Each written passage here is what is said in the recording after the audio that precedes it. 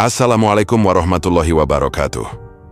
Selamat datang di channel Slamet Untung. Di sini tempatnya cerita-cerita horor dari kejadian nyata, kisah mistis, sampai bikin kita merinding sendiri pas di malam hari. Jangan lupa klik subscribe dan nyalakan lonceng notifikasinya, agar tidak ketinggalan cerita terbaru dari kami. Kalau sudah siap, yuk langsung kita mulai ceritanya. Rentenir naik haji, jenazahnya ditolak bumi. Malam pertama Gendis di rumah Bu Retno masih terasa lekat di kepalanya, terutama saat ia duduk sendirian di ruang tamu sambil memegang buku catatan tagihan. Kalimat Bu Retno sebelum masuk kamar masih menggantung di telinganya. Kalau kerja di sini, jangan ikut campur urusan ibu, fokus aja ke tugasmu. Kalimat itu awalnya terasa ringan, tapi makin malam, makin mengendap jadi perasaan asing. Suasana rumah besar itu terlalu sepi, terlalu bersih, terlalu dingin, dan tidak ada satupun sudut yang terasa nyaman. Waktu sudah menunjukkan lewat tengah malam. Di luar suara jangkrik mendominasi, sesekali diselingi gonggongan anjing yang tidak bersahut. Gendis sudah berulang kali meneguk air putih tapi tenggorokannya tetap terasa kering.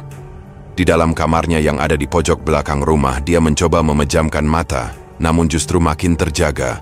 Perasaan tidak enak itu datang bukan dari suara aneh atau bayangan hitam, melainkan dari pikirannya sendiri yang terus menayangkan kembali kejadian sore tadi, saat Bu Retno menyodorkan daftar warga desa yang menunggak, lengkap dengan keterangan.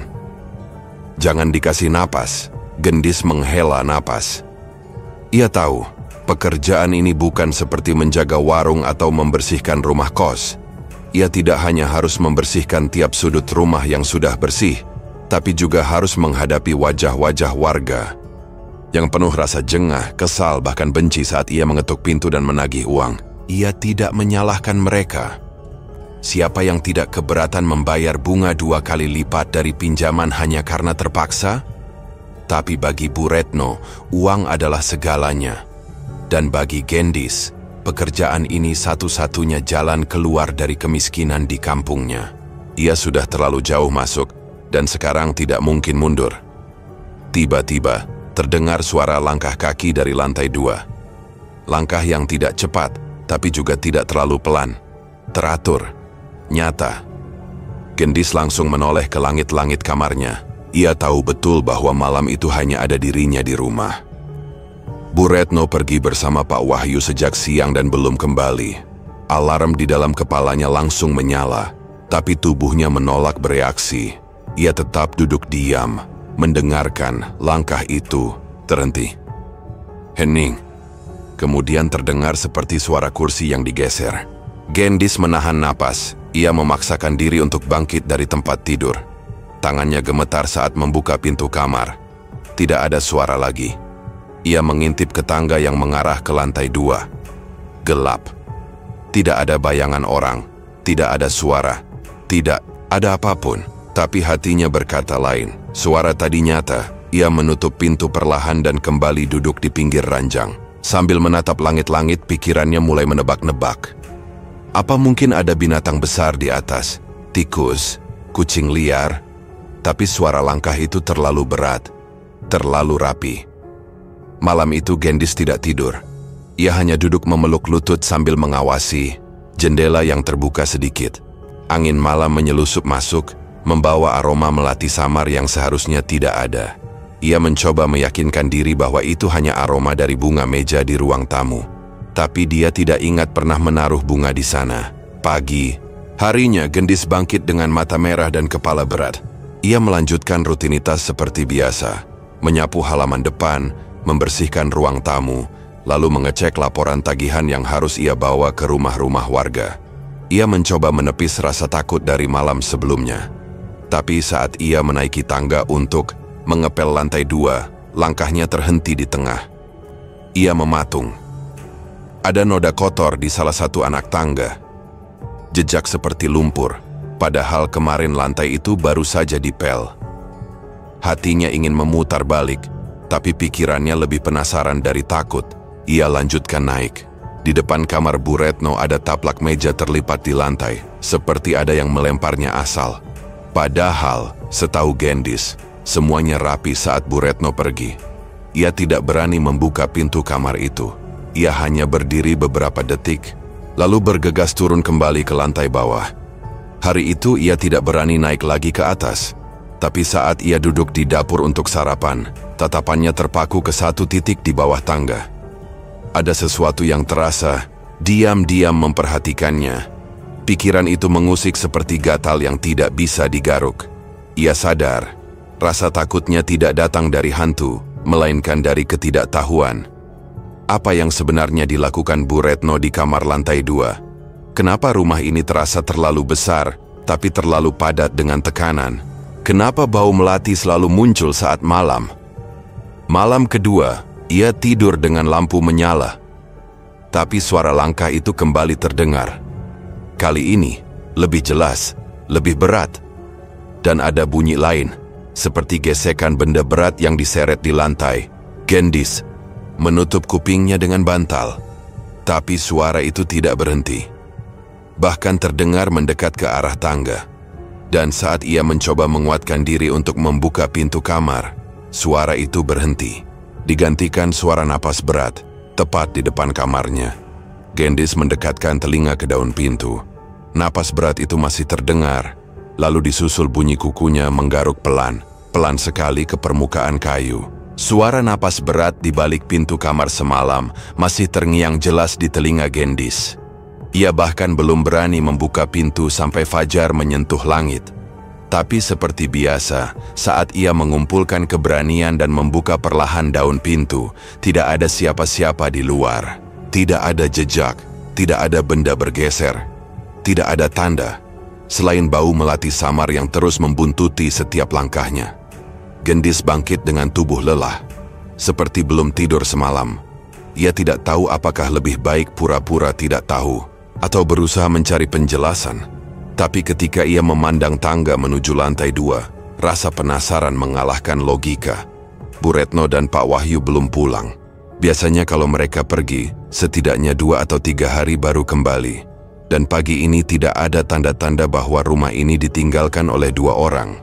Justru sebaliknya, rumah terasa seperti baru dipenuhi oleh sesuatu. Dengan sapu di tangan, Gendis naik pelan ke lantai 2. Tangga kayu berderit lembut di bawah telapak kakinya. Matanya menyapu sekeliling lorong. Saat mencapai puncak tangga, ia langsung berhenti. Di pojok ruangan, dekat jendela, ada sesajen. Potongan bunga melati dan kenanga ditata dalam mangkuk tembikar, bersama segelas kopi pahit yang masih hangat. Dupa kecil masih mengepulkan asap tipis. Gendis mundur 1 langkah. Tubuhnya kaku. Ia yakin, kemarin sore sudut ini kosong dan bersih. Ia sendiri yang mengepelnya. Sesajen ini baru, segar, dan jelas bukan ia yang menaruhnya. Dengan detak jantung makin cepat, ia berkeliling. Setiap sudut ruangan lantai 2, pojok tangga, depan lemari penyimpanan, bahkan di dekat jendela, semua ada sesajen serupa. Jumlahnya 9. Gendis menghitung tanpa suara, 9 tempat. Semua identik, semua baru. Tangannya mulai gemetar. Ia meletakkan sapu dan membuka satu persatu pintu kamar yang selama ini selalu terkunci. Biasanya Bu Retno hanya mengizinkan ia membersihkan area kamar tamu dan ruang duduk. Tapi hari ini, entah kekuatan apa yang mendorongnya, Gendis tidak tahan lagi. Pintu pertama kosong. Hanya ruangan dengan lemari tua. Pintu kedua berdebu, tapi biasa saja. Hingga ia sampai ke pintu ketiga. Pintu ini berbeda. Pegangannya dingin, seperti logam di tengah es. Gendis memutar pelan gagangnya, dan pintu terbuka dengan suara decit lirih. Ruangan itu tidak terang, hanya cahaya dari jendela kecil yang menyinari isinya. Dan di dalamnya, dindingnya dipenuhi kain merah tua. Kain yang menutup rapat setiap jengkal tembok. Di tengah ruangan ada tikar pandan. Di atasnya, tergeletak sebilah pisau jelurit, sebaskom darah beku, dupa besar yang belum padam sepenuhnya, serta bangkai ayam hitam yang bulunya masih menempel sebagian. Bau amis dan menyengat langsung menyeruak. Gendis mematung, tenggorokannya tercekat. Matanya tak berkedip. Ada buku doa kuno dengan huruf Jawa di atas tumpukan bunga yang sudah menghitam. Tidak ada angin, tapi dupa tetap menyala. Ia tak tahu sudah berapa lama berdiri di sana. Sampai akhirnya terdengar suara ketukan lembut dari jendela. Ia menoleh. Tidak ada siapa-siapa. Tapi kain merah di dinding bergoyang sendiri, perlahan, seperti hembusan nafas panjang dari dalam tembok. Gendis berbalik dan menutup pintu itu rapat-rapat. Ia turun dengan langkah cepat, napas tak teratur, keringat dingin membasahi punggung. Sepanjang siang itu, ia mencoba menenangkan diri. Tapi perasaan tak enak terus menempel. Saat matahari mulai turun, ia kembali bersih-bersih. Tapi kali ini, ia membeku di ruang tengah. Jejak kaki manusia muncul di dinding. Bukan hanya di lantai, tapi dinding. Mulai dari ruang tamu hingga ke dapur, jejak itu terus bersambung. Bentuknya lengkap, tumit, telapak, 5 jari. Ia bersihkan cepat-cepat, tak ingin Bu Retno melihat. Tapi malamnya, saat ia bangun karena suara tangisan lirih dari arah tangga, jejak itu muncul lagi. Kali ini, lebih banyak. Lebih kotor. Beberapa meneteskan bercak merah. Bukan darah, tapi seperti lumpur yang menghitam. Tangisan itu bukan dari anak kecil.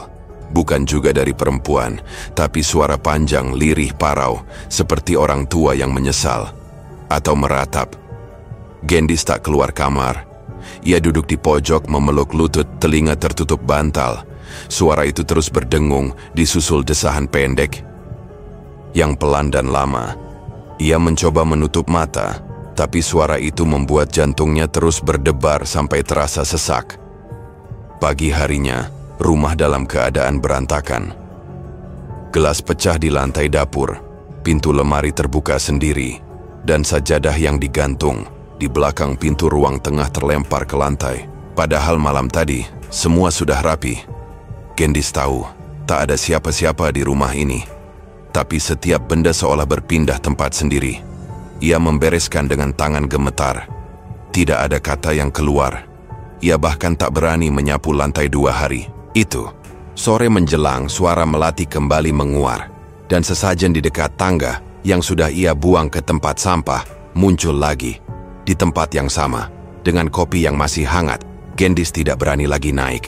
Tapi rasa curiga dalam dirinya mulai tumbuh. Ia ingin bertanya, tapi kepada siapa? Ia ingin keluar, tapi kemana? Rumah ini menahannya, seolah ada tali tak kasat mata yang mengikat pergelangan kakinya. Ia masih bekerja, masih makan, masih tidur di kamar yang sama, tapi pikirannya sudah tidak utuh. Ia hanya bisa menunggu. Menunggu Bu Retno kembali. Menunggu seseorang menjelaskan semua ini. Atau menunggu suara-suara itu membawa jawabannya sendiri. Saat hendak menutup jendela kamar, Gendis melihat sosok nenek bungkuk berdiri diam di pojok balkon lantai 2. Tidak bergerak, tidak berkedip. Matanya menatap lurus ke arah kamar Gendis. Sosok nenek bungkuk yang berdiri di balkon lantai 2 malam itu tak bergerak sedikit pun. Matanya menatap lurus ke arah kamar Gendis, seolah menunggu sesuatu. Tapi ketika Gendis menyalakan lampu teras, sosok itu menghilang begitu saja. Tanpa jejak, tanpa suara, tanpa bayangan kabur. Gendis tak berani keluar kamar hingga fajar menjelang. Hanya bisa berselimut dan menahan detak jantung yang memukul keras dari dalam dada. Pagi itu, rumah kembali berantakan. Piring kotor berserakan di meja dapur, kain pel basah tergantung di kipas angin, dan sajadah dari lemari sholat tersangkut di gagang pintu belakang. Gendis tidak lagi bertanya siapa yang melakukannya. Ia hanya mengelus dada sambil merapikan satu persatu, mencoba menjaga kewarasan yang mulai menipis. Tapi rasa letih itu belum juga habis, ketika malam menjelang dan segalanya kembali jadi gelap. Dan malam itu, semua yang sempat ia pendam, akhirnya pecah. Gendis terbangun oleh suara sendok, beradu dengan gelas. Ia duduk menahan napas. Tidak ada angin tapi tirai kamar bergoyang. Ia membuka pintu kamar dengan langkah pelan, membiarkan pandangan mata beradaptasi dengan gelap. Suara itu berasal dari dapur. Tangannya menggenggam gagang pintu dengan keringat dingin yang menetes dari pelipis. Ketika ia sampai di dapur, kakinya seketika membeku. Di bawah cahaya redup lampu gantung, berdiri sosok perempuan dengan rambut panjang tergerai. Posturnya sangat tinggi, jauh melebihi manusia biasa. Punggungnya membelakangi Gendis. tapi rambut hitamnya menjuntai ke bawah, menutupi hampir seluruh punggung. Tubuhnya tampak membungkuk ke meja dan mulai membenturkan kepalanya perlahan berulang kali. Buk, buk, buk. Gendis tak mampu bersuara, tapi saat sosok itu menoleh separuh, ia melihat wajah yang sangat ia kenal. Mirip sekali dengan Bu Retno, tapi kulitnya pucat, matanya kosong, dan senyum tipis di bibirnya terlalu lebar untuk wajah manusia biasa. Kakinya langsung gemetar. Ia mundur satu langkah, lantai berdecit, dan sosok itu berhenti membenturkan kepalanya. Perlahan, ia menoleh penuh. Wajah itu memang wajah Bu Retno, tapi bukan. Ada sesuatu yang salah, sangat salah. Wajah itu bukan milik orang hidup. Tanpa menunggu lagi, Gendis langsung lari kembali ke kamar. Pintu dibanting, dikunci, dan ia bersembunyi di bawah selimut seperti anak kecil. Ia menangis diam-diam, bukan karena lemah, tapi karena tubuhnya benar-benar tak sanggup lagi menanggung ketegangan yang terus-menerus menghantuinya. Pagi harinya, suara ketukan di pintu depan membuatnya tersentak. Ia bangun pelan, membuka kunci, dengan ragu. Di depan pintu berdiri Bu Retno, tersenyum seperti biasa, membawa tas jinjing dan dompet besar. "Tumben kamu jam segini baru bangun. Sudah pagi loh," ujar Bu Retno sambil masuk. Gendis diam. Ia hanya menunduk dan mengikuti Bu Retno ke ruang tamu. Bu Retno duduk, membuka jaketnya, dan mengeluarkan beberapa catatan dari tas. Tapi Gendis tidak fokus. Kepalanya masih penuh dengan wajah semalam. "Bu," suara Gendis pelan. "Maaf, boleh saya tanya sesuatu?" Bu Retno menoleh, alisnya naik sedikit. "Tanya apa?" "Kemarin, saya lihat sesajen di lantai 2. Banyak, semua masih baru. Terus, ada satu kamar, isinya dupa, kain merah, bangkai ayam." Gendis berhenti sejenak menelan ludah. "Dan, semalam, saya lihat sosok perempuan tinggi, mukanya mirip ibu.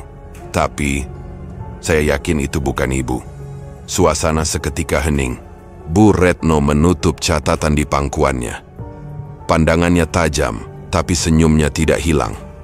"Oh itu?" katanya ringan. "Itu cuma budaya. Kamu kan orang Jawa juga. Pasti paham, itu bentuk penghormatan buat leluhur. Orang tua dulu biasa menaruh sesajen, biar rumah adem, biar nggak diganggu. Biasa kok." Gendis masih menunduk. "Tapi wajahnya, Bu, saya takut." "Kalau itu hantu, ya biarkan. Semua rumah juga ada penunggunya. Kamu di sini kerja. Jangan ikut campur urusan yang bukan tugasmu. Yang penting bersih-bersih, tagih utang, dan setorkan uang ke saya. Sudah, itu saja." Bu Retno berkata tenang, tapi nadanya seperti menutup semua. Pintu tanya ancur. Sejak hari itu Gendis berhenti bertanya, tapi bukan berarti ia berhenti melihat. Malam-malam berikutnya suara-suara makin jelas. Suara ranjang berderit keras. Suara perempuan mendesah panjang. Tawa anak-anak kecil. Tangisan bayi. Obrolan dua orang dewasa yang samar, seperti berdebat, lalu terputus oleh jeritan panjang. Setiap malam Gendis hanya bisa menutup telinga dengan bantal. Tapi suara-suara itu terus datang. Terlalu jelas untuk disebut mimpi. Terlalu nyata untuk diabaikan, dan ia tetap bertahan. Karena gaji dari Bu Retno besar, karena ia tidak punya pilihan lain.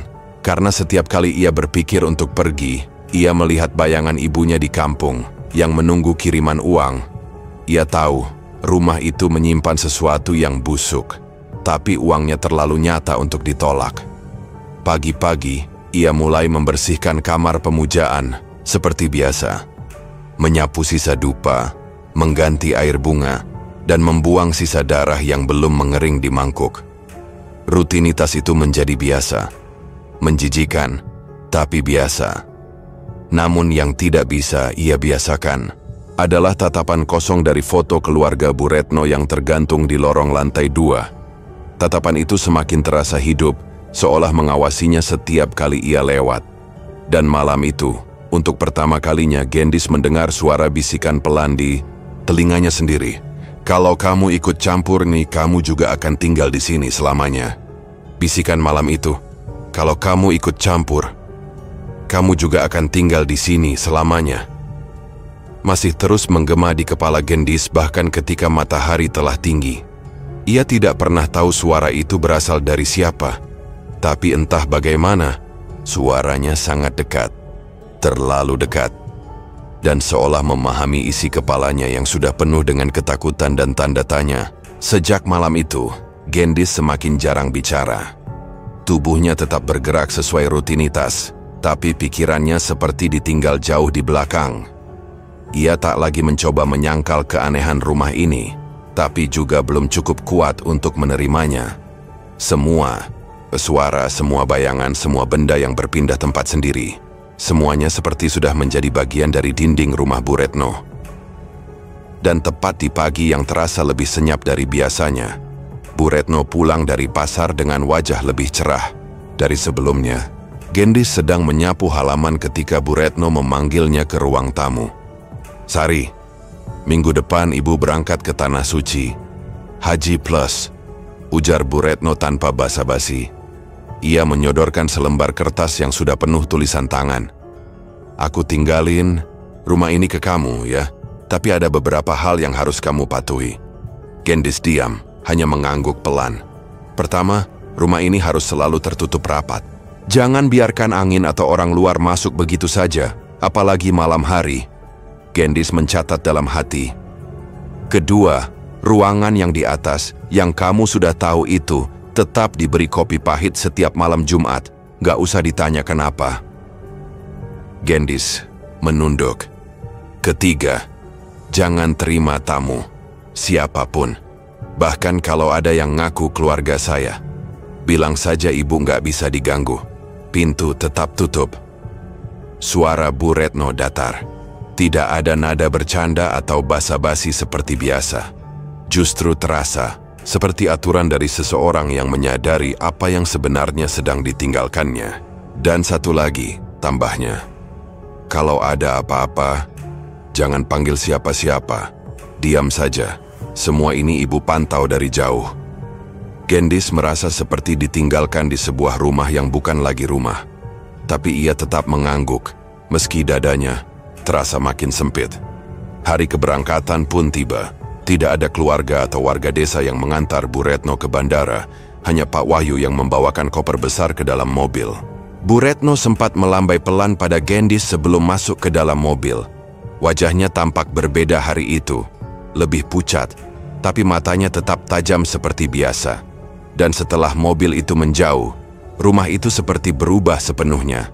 Dari hari pertama, suasana mulai menekan. Tidak ada suara manusia tapi justru terasa terlalu ramai. Gendis sering terbangun karena pintu kamarnya digedor. Bukan sekali dua kali, tapi hampir setiap malam. Getaran keras, seperti tangan kasar menghantam kayu dari luar. Di malam lain, ia melihat dari celah pintu kamarnya. Seorang nenek bungkuk, mondar-mandir di depan kamar sesajen. Gerakannya lambat, kepalanya menunduk tapi langkahnya tidak pernah berhenti. Seolah sedang menunggu atau sedang mengukur sesuatu. Gendis tidak pernah membuka pintu saat itu terjadi. Ia hanya duduk diam, di kasur, tangan menggenggam sajadah. Mulut berkomat-kamit meski hafalan doanya sudah bercampur ketakutan. Dan pada malam berikutnya suara-suara lain mulai masuk. Langkah kaki cepat, seperti anak-anak berlarian.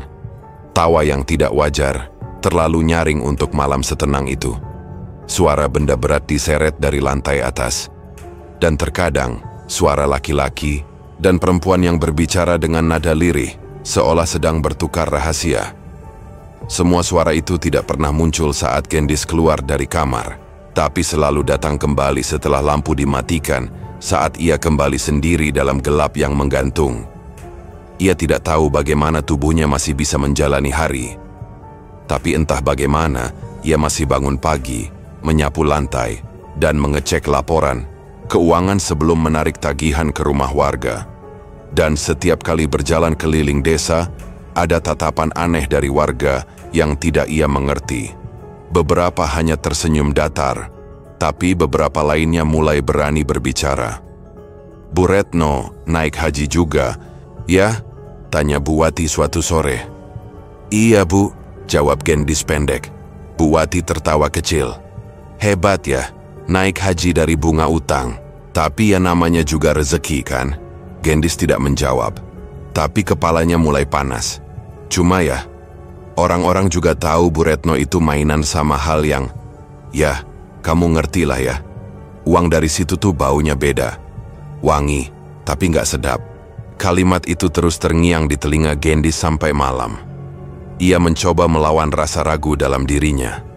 Ia ingin percaya bahwa Bu Retno hanya keras dalam pekerjaan, bukan karena hal-hal gaib. Tapi apa yang ia lihat, apa yang ia dengar, dan apa yang ia alami selama ini, semuanya terlalu kuat untuk dibantah. Ia tidak bisa lagi membela Bu Retno sepenuh hati. Tapi ia juga tidak bisa pergi. Karena rumah ini sudah menahannya dengan cara yang tak terlihat. Cara yang membuat setiap langkah keluar terasa seperti pengkhianatan. Dan setiap keputusan untuk bertahan terasa seperti bunuh diri perlahan. Malam itu, saat hendak tidur, Gendis menemukan setangkai bunga melati basah di atas bantalnya. Padahal semua pintu kamar dikunci rapat sejak pagi. Setangkai bunga melati yang basah di atas bantal malam itu membuat Gendis tak bisa tidur. Ia tidak tahu siapa yang meletakkannya, atau lebih tepatnya, apa. Semua pintu dikunci, semua jendela tertutup, tapi aroma melati itu menempel di udara, seperti napas makhluk yang bersembunyi di balik dinding. Gendis hanya bisa memeluk lutut sambil menatap ke langit-langit, berharap pagi datang lebih cepat dari biasanya. Dan pagi itu, ketika ia hendak membuka pintu untuk menyapu teras, suara mobil terdengar berhenti di depan rumah. Jantungnya langsung terhenti sejenak. Ia tidak menunggu siapapun hari itu. Tapi ketika pintu terbuka dan Bu Retno muncul dari balik mobil bersama Pak Wahyu, Gendis tahu hal yang selama ini ia takutkan kini benar-benar pulang. Namun sosok yang kembali itu bukan Bu Retno yang ia kenal. Wajah Bu Retno tampak gosong. Bukan karena matahari, tapi seperti luka bakar yang tidak pernah dirawat.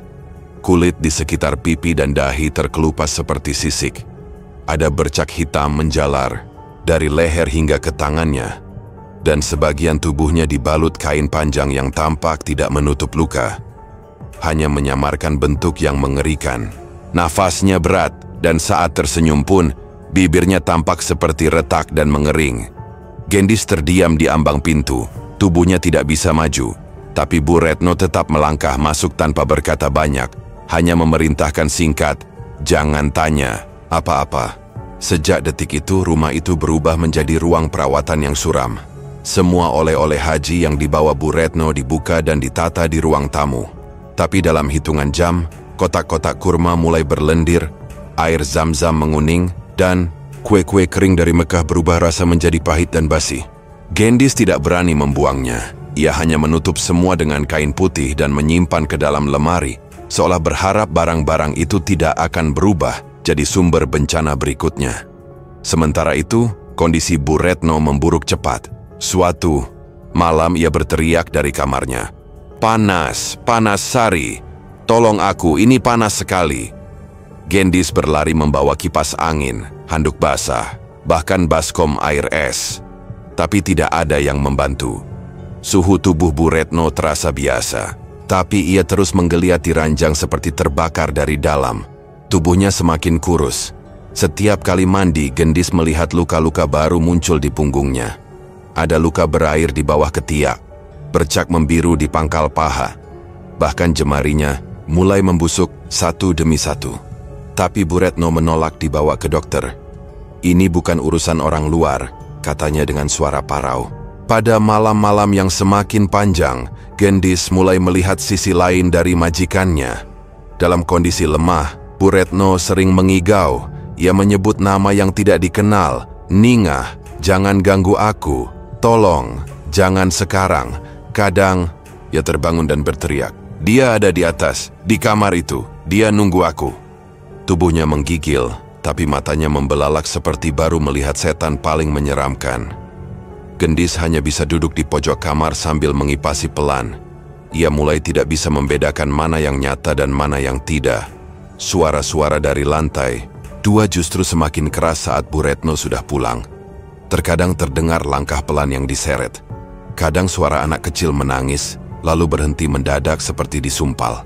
Tapi yang paling sering adalah suara-suara samar yang terdengar seperti sedang berdoa dalam bahasa yang tak pernah diajarkan di masjid.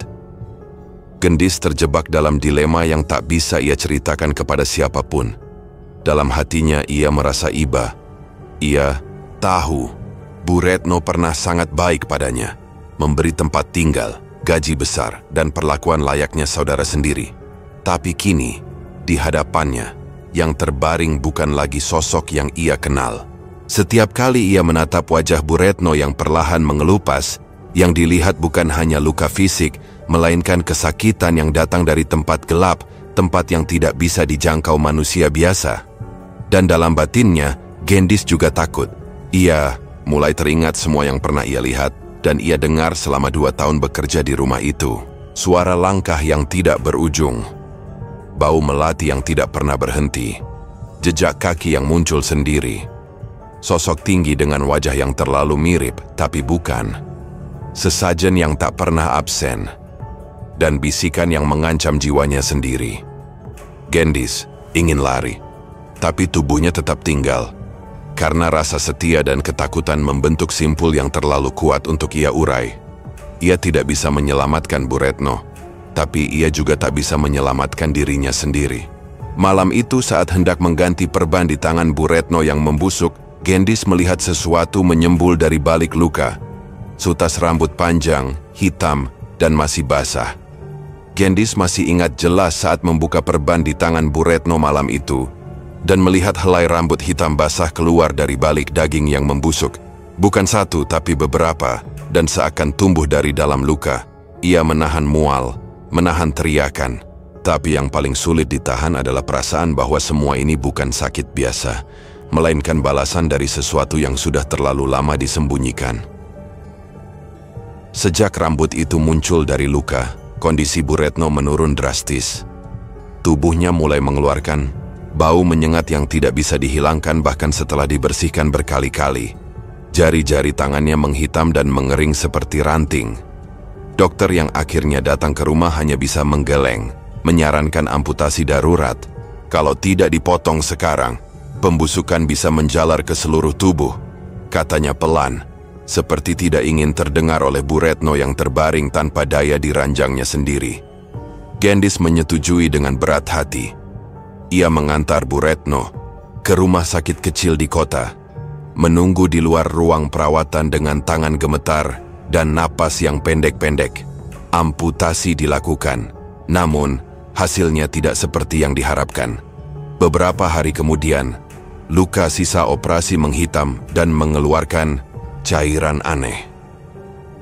Tubuh Bu Retno seperti menolak penyembuhan. Setiap pagi, bercak hitam itu bertambah luas, menyebar ke leher, perut, paha. Dan yang paling parah ada di bagian kelamin dan telapak kaki. Dagingnya pecah, seperti kulit yang direbus terlalu lama, melepuh dan mengelupas. Selama di rumah sakit, Gendis tetap di sampingnya. Setiap malam, ia duduk di bangku besi sambil mendengar suara tangis dari pasien lain yang entah dari mana datangnya. Tapi yang paling membuat bulu kuduk berdiri adalah saat Gendis kembali ke rumah hanya untuk mengambil pakaian dan menemukan kamar sesajen tetap menyala. Dupa masih terbakar. Kopi pahit yang ia lupa isi seminggu lalu kembali terisi sendiri. Uapnya masih hangat. Tidak ada yang masuk rumah. Tidak ada kunci cadangan selain di tangannya. Tapi ruangan itu tetap hidup. Warga mulai datang, satu persatu, ke rumah sakit. Bukan untuk menjenguk, tapi untuk mencari tahu. Bisik-bisik tentang karma, pesugihan, tumbal. Ada yang berkata terang-terangan, sudah pantas hidupnya dari tangis orang. Ada yang berdoa sambil berbisik, berharap Bu Retno cepat pergi agar desa kembali tenang. Tapi Bu Retno belum juga pergi. Hari keempat di rumah sakit, ia mulai kehilangan kesadaran. Matanya terbuka, tapi kosong. Tidak mengenali siapapun. Tubuhnya kaku, tapi bibirnya kadang bergetar, menggumam kata-kata tak jelas. Sekali, Gendis mendekat, mencoba memahami. Yang terdengar justru kalimat yang membuat darahnya mengalir. Deras ke kepala, "Jangan ambil anakku. Jangan bawa." Jangan sekarang, kamar itu belum lunas. Gendis tidak tahu apakah kalimat itu ditujukan pada dirinya atau pada makhluk lain. Tapi sejak itu, setiap malam ia bermimpi berada di lantai 2 rumah Bu Retno, dikelilingi sesajen, bau amis dan jeritan perempuan yang tak henti-henti. Dan pada pagi yang terasa lebih dingin dari biasanya, dokter memanggilnya masuk. Dia sudah tidak bernapas sejak tadi malam, ucapnya datar. Gendis mengangguk. Tidak ada air mata. Tidak ada pelukan. Hanya keheningan aneh yang menggantung di dada. Ia berdiri di tepi ranjang. Wajah Bu Retno sudah bukan lagi wajah manusia. Daging di pelipisnya menipis, tulang pipi menonjol, dan kulitnya seperti lilin meleleh. Tapi yang membuat Gendis tak bisa berhenti menatap adalah bagian kaki dan selangkangan, yang rusaknya paling parah. Kulitnya mengelupas total, tinggal lapisan putih dan urat yang terbuka. Bahkan perban pun tidak mampu menutupi kebusukan itu. Jenazah Bu Retno dibawa pulang ke rumah. Tidak ada kerabat yang datang, tidak ada yang mau memandikan. Bahkan para ustaz pun menolak menyentuh. "Kami tidak berani," ucap salah satu dari mereka menunduk, lalu pergi meninggalkan teras. Akhirnya, hanya Gendis yang bertahan, dibantu oleh 2 warga yang terpaksa karena kasihan. Saat jenazah itu dibaringkan di ruang tamu, tiba-tiba rumah seperti berubah. Lampu berkedip pelan, angin dingin menyelinap dari celah-celah tembok, dan aroma melati menguar lebih pekat dari sebelumnya. Padahal, tidak ada bunga di ruangan itu. Gendis menyeka keringat dari lehernya, tapi tangannya ikut basah, bukan oleh peluh, melainkan air dingin yang entah dari mana datangnya. Semua pintu di lantai 2 tertutup rapat, tapi suara langkah tetap terdengar dari atas. Suara itu pelan, beraturan, seperti seseorang sedang mondar-mandir sambil menghitung waktu. Jenazah akhirnya dikuburkan di pemakaman desa. Tapi tanah tempat dikuburkannya Bu Retno terasa lebih keras dari biasanya. Butuh waktu lama untuk menggali, seolah bumi enggan menerima. Dan saat jenazah diturunkan, peti sempat tergelincir. Muncul bau yang membuat semua orang menahan napas dan menoleh ke arah lain. Namun bagi Gendis, semuanya belum benar-benar selesai. Malamnya saat pulang ke rumah, ia membuka pintu utama dan mendapati sajadah tergelar di ruang tengah. Di atasnya seikat rambut hitam panjang diletakkan bersama bunga melati yang masih basah. Padahal, ia yakin rumah sudah kosong sejak subuh. Dan di dalam kamar Bu Retno yang gelap, Gendis melihat ranjang yang sempat kosong kini kembali terisi. Tubuh itu terbaring diam, tapi dada kain kafannya naik turun, seperti sedang bernapas perlahan. Gendis masih menatap ranjang itu lama setelah semua orang pulang dari pemakaman. Tubuh Bu Retno memang sudah terkubur di tanah, tapi bayangan yang terbaring di kasurnya malam itu, dengan dada yang bergerak pelan seperti sedang menarik napas, telah menanamkan ketakutan yang lebih nyata daripada jenazah itu sendiri. Ia tidak berani masuk ke kamar. Ia hanya berdiri di ambang pintu, mencoba meyakinkan diri bahwa itu hanya halusinasi. Tapi udara di dalam kamar terlalu dingin, dan aroma melati terlalu tajam untuk disebut khayalan. Keesokan harinya, ia tetap bangun pagi seperti biasa. Tubuhnya bergerak otomatis, menyapu halaman, merapikan dapur, dan membuka jendela ruang tamu. Tapi tidak ada satupun dari rutinitas itu yang terasa biasa. Rumah ini, sejak Bu Retno dimakamkan, tak pernah benar-benar sepi. Justru sejak pemakaman itu, rumah ini terasa lebih hidup dari sebelumnya. Tapi bukan oleh manusia. Pemakaman Bu Retno sempat menggemparkan desa. Warga datang berbondong-bondong, bukan karena rasa belasungkawa, tapi karena rasa penasaran dan bisik-bisik yang sudah lama mereka simpan. Beberapa menyebutnya karma, beberapa menolak menyentuh jenazah. Bahkan saat jenazah diturunkan, 2 penggali liang lahat terpaksa mundur karena bau busuk yang muncul begitu tanah pertama kali dibuka.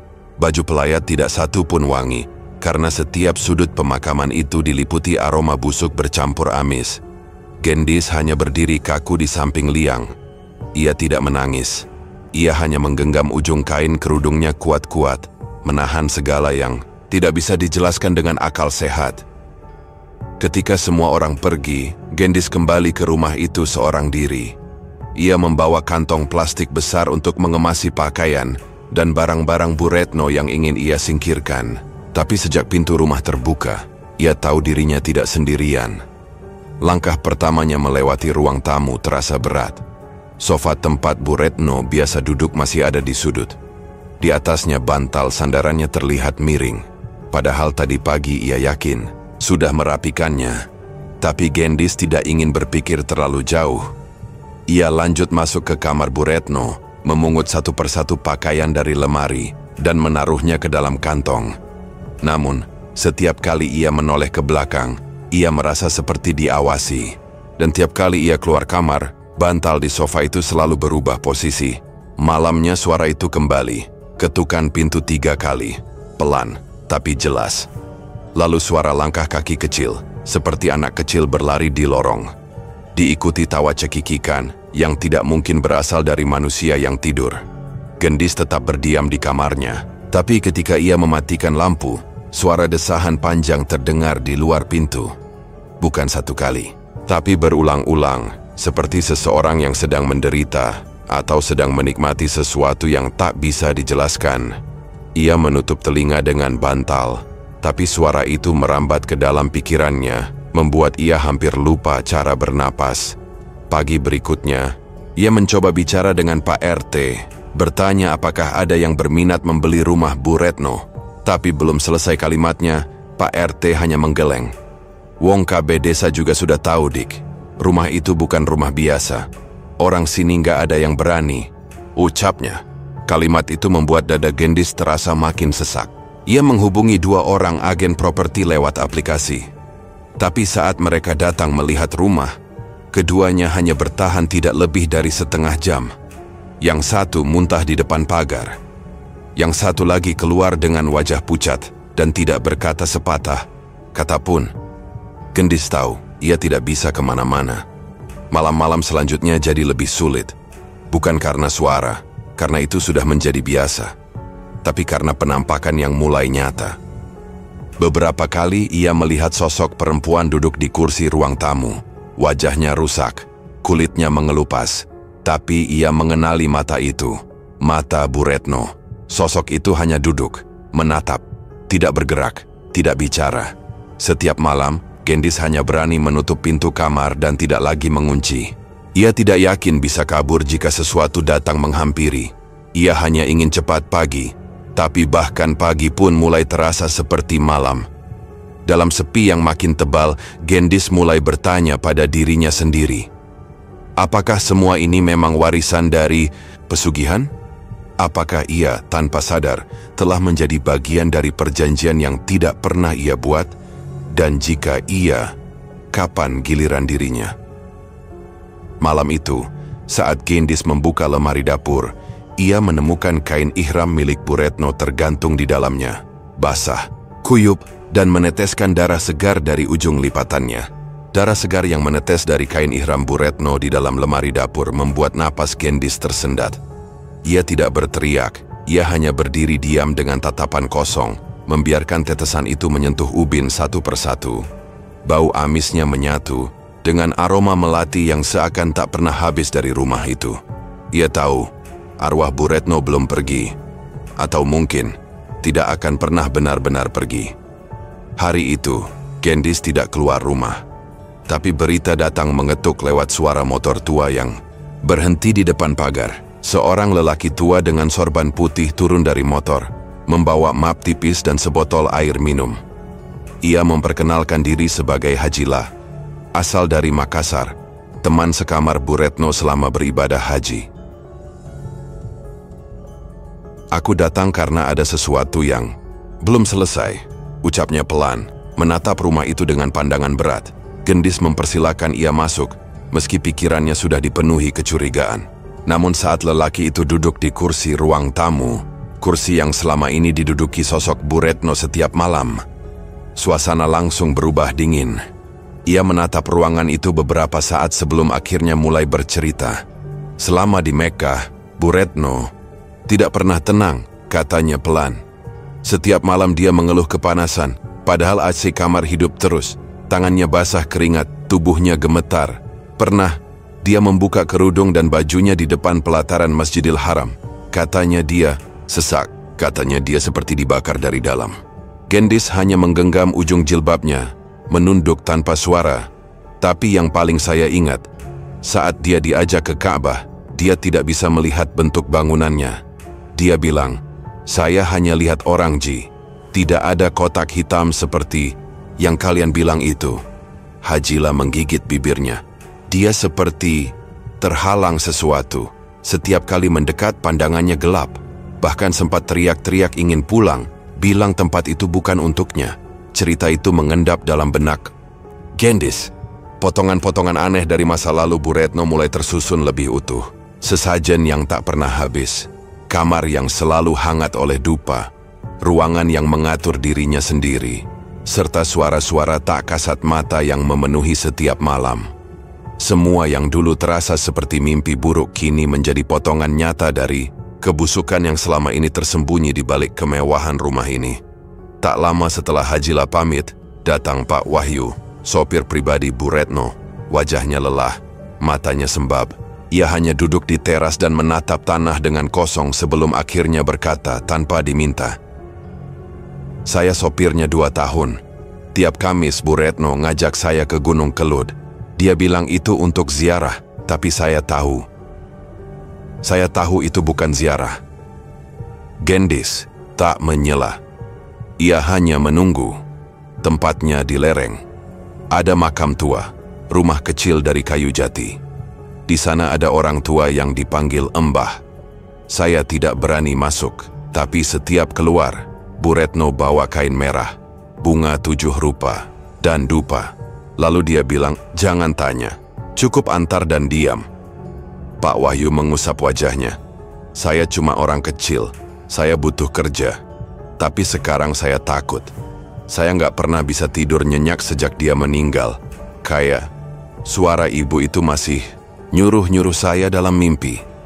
Kesaksian-kesaksian itu menampar Gendis seperti air dingin. Ia tidak bisa menutup mata lagi. Semua yang dikatakan warga tentang pesugihan, tumbal, karma, ternyata bukan cuma gosip kampung. Ia telah menjadi saksi langsung dari semua kebusukan yang lahir dari rumah ini. Tapi lebih dari itu, ia merasa dijadikan alat. 2 tahun ia hidup dan bekerja untuk seseorang yang ternyata menjual jiwanya. 2 tahun ia membersihkan ruangan yang sejatinya bukan ruang manusia. 2 tahun ia diberi makan dari hasil darah orang lain. Tangannya gemetar saat membersihkan meja. Makan sore itu, ia mulai melihat luka yang tidak terlihat di tubuhnya sendiri. Luka yang tumbuh dari rasa bersalah, takut, dan jijik terhadap tempat yang kini menjadi penjaranya sendiri. Rumah ini bukan lagi tempat tinggal, melainkan kuburan. Yang belum rampung, malamnya Gendis tidak tidur. Ia duduk di ruang tengah, lampu dipadamkan, hanya ditemani suara jam tua di dinding. Hatinya berontak, tapi tubuhnya tenang. Ia tahu, malam ini akan datang lagi suara itu. Ketukan, tawa, desahan, dan mungkin pandangan tajam dari kursi yang kini kosong. Tapi kali ini, ia tidak akan bersembunyi. Ia akan menatap balik. Ia akan menunggu, karena sesuatu dalam dirinya telah berubah. Ia tidak lagi hanya korban. Ia mulai merancang balas dendam, bukan untuk menyakiti arwah yang gentayangan, tapi untuk memutus rantai dosa yang terus hidup di rumah ini. Cliffhanger. Dan saat detik jam menunjukkan pukul 2 dini hari, Gendis menoleh ke kursi ruang tamu. Sosok Bu Retno duduk kembali di sana. Tubuhnya membusuk tapi mulutnya tersenyum sambil berkata pelan, "Kalau kamu tahu semua ini, kamu harus gantikan aku." Kalimat itu masih berdengung di telinga Gendis. "Kalau kamu tahu semua ini, kamu harus gantikan aku." Ucapan yang keluar dari mulut sosok Bu Retno di kursi ruang tamu bukan sekadar suara hantu, tapi perintah, ancaman dan penyerahan kutukan. Dalam satu tarikan napas, Gendis tidak berlari malam itu. Ia tidak bersembunyi. Tubuhnya tak lagi gemetar seperti dulu, karena sesuatu dalam dirinya sudah remuk, tak tersisa ruang untuk takut. Ia hanya berdiri di tengah ruang tamu yang kini terasa Sempit lalu berjalan pelan ke arah lorong menuju lantai 2. Tangga kayu berderit di bawah langkahnya, seperti memberi salam terakhir. Kamar sesajen yang dulu selalu ia hindari kini terbuka dengan sendirinya, seperti menantinya. Dupa lama di pojok ruangan masih menyisakan arang hitam di mangkuk tanah liat. Bau dupa bercampur amis darah menguap dari tikar pandan yang tak pernah dibersihkan. Di sana Gendis menyalakan satu lilin dari sumbu abu dupa. Api kecil itu memantulkan cahaya goyah ke dinding yang masih dilapisi kain merah. Ia duduk bersila di tengah ruangan, meletakkan 3 benda di depannya. Foto Bu Retno dalam balutan ihram, tetesan darah haid yang ia simpan semalam dalam kapas, dan cincin emas yang dulu selalu dipakai Retno kemanapun ia pergi. Gendis menggenggamnya erat, lalu membisikkan satu kalimat pelan. Mantra pembalikan yang pernah ia baca dari buku tua peninggalan Retno. Kata-kata yang tidak pernah diajarkan siapapun, tapi telah lama mengendap di rak buku sesajen, sing diunggah. Saka duka, bali maring petenge. Sing mulia saka air mata, ambruk ono palunggane. Yang terangkat dari duka, kembalilah ke gelap. Yang mulia dari air mata, runtuhlah ke dalam liang. Mantra itu diulang 9 kali diiringi suara malam Jumat Kliwon yang menggigit udara. Dari luar, angin menggesek jendela seperti kuku panjang yang mengiris kaca. Tapi Gendis tetap diam. Matanya tak lepas dari lilin. Api mulai melengkung, tak lagi tegak, seperti menari dalam kegelisahan. Ia tahu ini belum cukup. Ia ingin sesuatu yang lebih dalam. Sesuatu yang bisa membuat arwah itu tak sekadar terganggu, tapi runtuh sepenuhnya. Gendis turun ke dapur. Ia membuka kulkas lama, yang bahkan tidak pernah dinyalakan lagi sejak Retno koma. Di laci paling bawah, ia menemukan bangkai kucing hitam yang sudah kering dan keras. Ia tidak terkejut. Ia tahu bangkai ini selalu ada. Ia hanya menunggu waktu untuk menggunakannya. Kucing itu ia letakkan di atas ranjang Bu Retno, di kamar utama yang telah lama kosong, tapi tak pernah benar-benar ditinggal. Di sebelahnya, Gendis menyusun semua perhiasan Retno. Gelang emas, kalung, bros, dan anting-anting, semua yang dibeli dari hasil bunga utang, dari ratapan orang-orang yang terpaksa. Lalu ia menyiram semuanya dengan minyak tanah, kain merah dari Yo. Kamar sesajen ia bawa dan lemparkan ke tengah ranjang.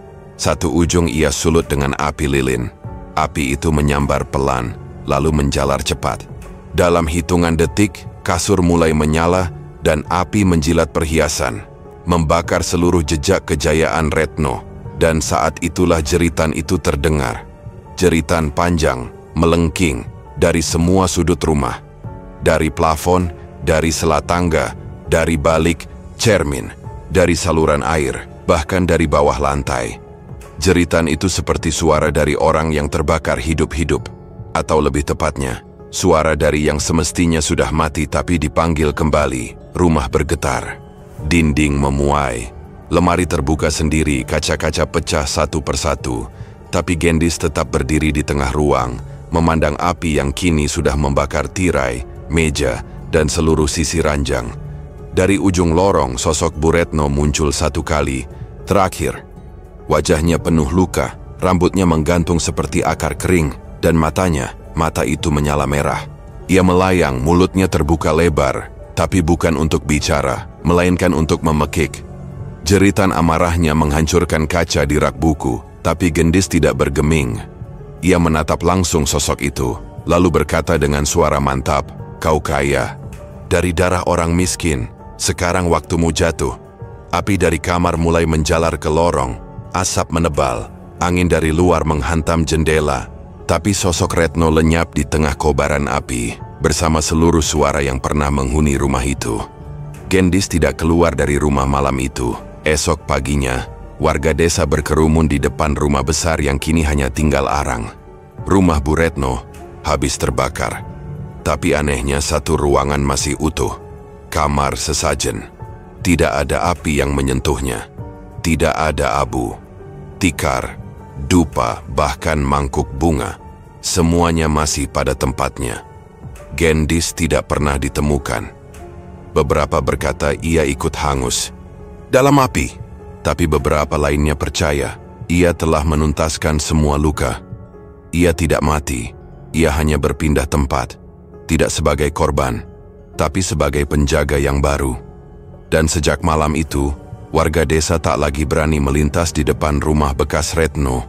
Saat malam Jumat, karena dari balik jendela kamar sesajen yang masih utuh, cahaya lilin tetap menyala.